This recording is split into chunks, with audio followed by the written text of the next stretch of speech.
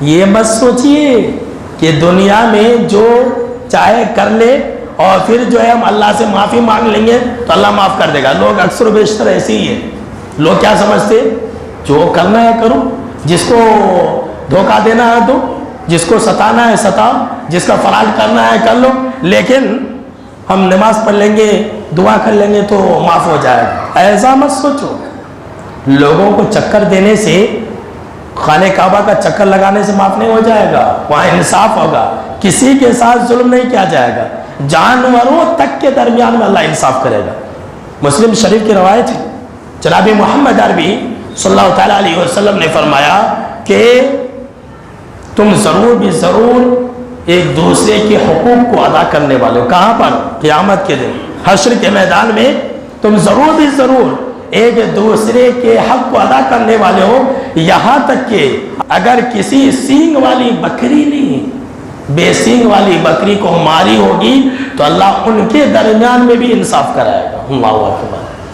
سوچ لیجئے کہ کیسا وقت اور کیسا لمحہ ہوگا. وہاں ایک ایک چیز کا حساب لیا جائے گا.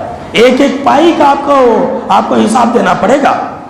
اسی لیے جناب محمد عربی صلی اللہ تعالیٰ علیہ وسلم نے فرمایا کہ اے لوگوں، اگر تمہارا ایک دوسرے کے اوپر کسی کا کچھ بھی حق ہے، اگر کسی نے کسی کے اوپر ظلم کیا ہے تو وہ انسان آج ہی اس کو رفع دفع کر لے، اس سے پہلے کہ وہ دن آ جائے جس دن رفع دفع کرنے کے لیے اور معاملہ کو ختم کرنے کے لیے دینار اور درہم نہیں ہوں گے، روپے پیسے نہیں ہوں گے. جی ہاں، سن لیجئے.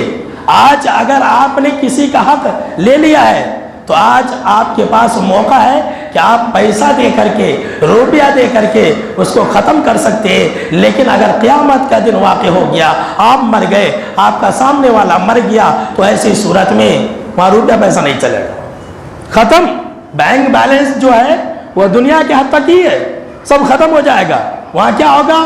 جناب محمد عربی صلی اللہ تعالیٰ علیہ وسلم نے فرمایا کہ وہاں پر نیکیاں لی جائیں گی، نیکیاں لی جائیں گی اور سامنے والے کی برائیاں ڈال دی جائیں گی. کبھی آپ سوچتے ہیں، آپ نیکیاں کر لیتے ہیں، الحمدللہ ہم اور آپ نیکیاں کرتے ہیں، لیکن کبھی آپ سوچتے ہیں کہ وہ نیکیاں آپ کس لیے کر رہے ہیں؟ اپنے لیے کر رہے ہیں یا دوسروں کو دینے کے لیے کر رہے ہیں؟ آج کل سماج اور معاشرے کے اندر ایسی ہے. کہتے ہیں کہ امام حسن بصری رحمۃ اللہ علیہ کے بارے میں غالباً قول ہے، بہت پہلے میں نے پڑھا تھا کہ ایک آدمی ان کو آ کے کہتا کہ فلاں آدمی نے آپ کی غیبت کی ہے. تو انہوں نے کیا کیا، ایک ٹوکری جو کھجور سے بھرا ہوا تھا اس کو تحفے میں بھیجا اور کہا کہ جا کر کے اس کو دے دینا، اس لیے کہ انہوں نے میری غیبت کر کے اپنا نیکی مجھے دے دیا.